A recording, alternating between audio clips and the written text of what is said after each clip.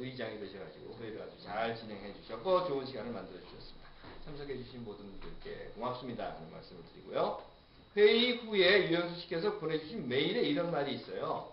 제가 읽어보니까요. 가만히 있으면 가만히가 되는 세상이다. 가만히 있으면 가만히가 되는 세상이다. 저는 그런 생각을 했습니다. 예수께서 한국말을 아셨다면 아마 분명히 성서에 이런 이야기를 하셨을 거다. 가만히 있으면 가만히 된다. 이런 이야기. 아주 제가 감명 깊게 새겨들었습니다. 여러분들도 한번 새겨보십시오. 여러분들 삶을 변화시킬 수 있는 말이 아닌가 싶어요. 가만히 있으면 가만히가 되는 세상이다.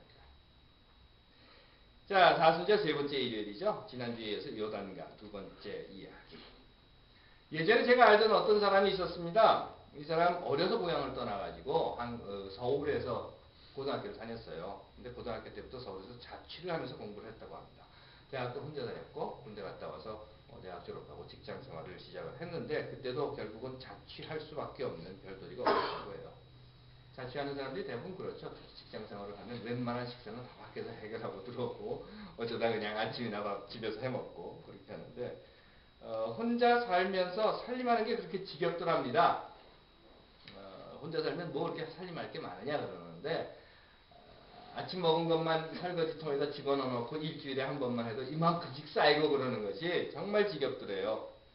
그래서는 어떻게 이 살림하는 것, 밥하고 빨래하고 청소하는 것, 특히나 설거지하는 것으로부터 벗어나 볼까 하고 결국은 궁리하다가 늦은 나이에 결혼을 했답니다. 결혼하면서 이런 생각을 했대요.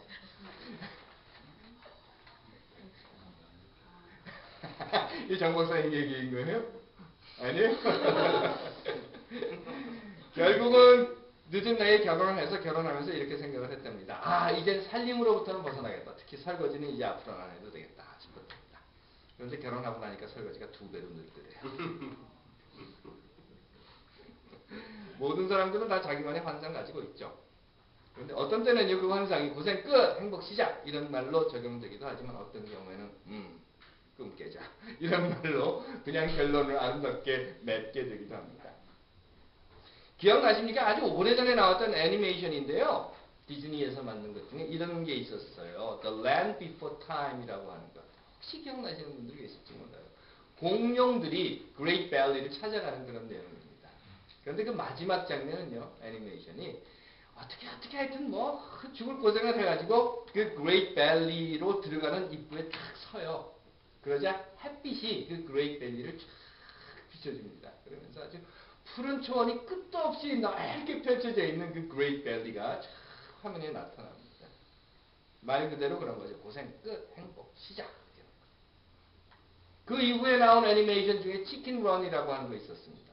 혹시 보신 적 납니까? 양계장에서 탈출하죠. 닭들이. 별고생을 다하면서 죽을 고비를 넘기면서 결국은 양계장에서 탈출을 합니다. 탈출에 성공하고 난 다음에 마지막 장면 혹시 여러분들 기억나세요? 섬에 자기네들끼리 탁 앉아서 하루씩 노는 거예요. 그런데 그 섬에 뭐라고 팻말이 꽂혀 있는가 하면 치킨 생츄리. 그래서 치킨을 딱 꽂아놨어요. 왜 버드 생츄리라고 하는 거 있잖아요. 그래서 새 잡지 못하는 보호고요. 치킨 생츄리라고 탁 꽂아놓고 자기네들끼리 거기서 행복하게 사는 그런 모습입니다. 유대인들에게 있어서도요, 요단강은 사실은 그런 곳이었어요.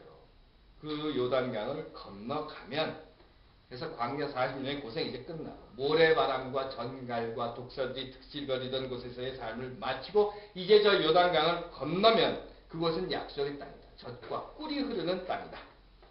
그래서, 하나의 포도송이를 두 사람이 메고 와야 할 만큼 그렇게 큰 포도송이가 자라는 곳이 바로 그곳이고, 꿀이 땅에서 솟아나는 곳이고, 모든 것에 걱정이 없고 아무 근심도 없고 누구도 나를 해치려 하는 그런 사람들이 없고 덤비지 않는 그런 곳이다 라는 생각을 하게 되었던 것이죠. 전기값 걱정 없고 보험료 걱정 없고 집세나 아이들 걱정 없고 병도 안 들고 사고도 안 나고 먹을 것도 입을 것도 모든 것이 걱정 없는 말 그대로의 낙원이다 이런 생각을 했던 겁니다. 한국 사람들에게 있어서는 소유욕이 강한데요. 그 중에서도 심한 소유욕이 땅이라고 합니다. 아마도 그 좁은 땅에서 살아서 그런지도 모르겠어요. 그러다 보니까 땅에 대한 소유를 하고자 하는 욕구는 매우 큰데 땅에 대해서는 한정이 되어 있죠. 결국은 그 땅이라고 하는 것이 집이라고 하는 것으로 그 소유력이 전환되게 됩니다. 그래서 아파트를 짓고 그 아파트를 소유하기 위해서 온갖 희생을 다하죠. 흔히 말하는 대로 먹을 건 못 먹고 입을 건 못 입고 구경할 건 못 하고 하고 싶은 거 다 참고 그리고 어찌어찌해서 집을 장만을 합니다. 물론 뭐 아무리 줄여도 집을 장만하기에 근접하기 어려운 사람들은 어떡하죠? 이명박을 찍죠. 그 공약 중에 그런 게 있었어요. 25평 이하 국민주택을 신혼부부들에게 무조건 의무적으로 지급을 한다. 그래서 열심히 다 찍었죠. 어떻게 됐든 여하튼 그건 나중 얘기고. 그러다 보니까 사람들이 집을 사게 됩니다. 아파트를 사게 됩니다. 근데 가만 생각해 보시면 이런 거예요. 아파트라고 하는 것은 내 바닥은 아랫집 천장이고 내 천장은 윗집 바닥이고 벽은 옆집 벽이고 이렇게 되어 있는 그 공간이지만 그래도 그거를 소유를 하게 되는 거죠. 어찌어찌해서 집을 장만했습니다. 그러면 이제 어떻습니까? 고생 끝! 행복 시작. 그런가요? 그때부터 무엇이 시작되죠? 주택 발급. 그래서 한국은 부동산에 있어서 세금이나 싸죠. 미국 같은 경우는 또 세금 엄청 나죠. 유대인들의 생각도 마찬가지였어요. 저 강만 건너가면. 그래서 건너갔죠. 그런데 건너가 보니까 이미 사람들이 살고 있어요. 게다가 그 사람들은 지금 건너온 유대인들보다 훨씬 우월한 무기를 가지고 있고 훨씬 진보적인 문화를 가지고 있고 더 많은 자원을 가지고 있었습니다. 사실 유대 백성들에게 있어서 가나안을 건넌다는 것은요. 낙원이라고 생각하고 약속의 땅이라고 생각하고 젖과 꿀이 흐르는 그곳이라고 생각하고 건너갔지만 새로운 전쟁이 시작된 것 외에는 별로 없었습니다. 예수의 사건을 지난번에도 잠깐 말씀드렸습니다. 예수께서 요단강을 건너간 사건. 아니요. 예수께서는 요단강을 건너가지 않으셨어요. 내려갔던 그 땅으로 요단강에 내려가다 다시 올라오게 됩니다. 그래서 예수는 요단강을 건너서 어떤 새로운 땅의 조건으로 들어가는 것이 아니라 해서 예수가 요단강으로 들어갈 때에는 목수라고 하는 이름으로 들어갔고 그 요단강을 건너서 반대편으로 갔을 때에는 지금까지의 노동시간이 반으로 줄고 임금은 2배로 늘어나는 땅으로 간 것이 아니라 예수는 바로 그 요단강으로 들어가서 그리스도라고 하는 이름으로 다시 요단강으로 나온다는 것입니다.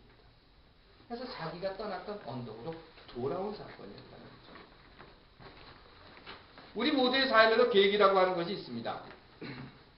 예전에 만난 어떤 한국분은요, 미국으로 오게 된 계기가 너무 배가 고파서 왔다고 해요.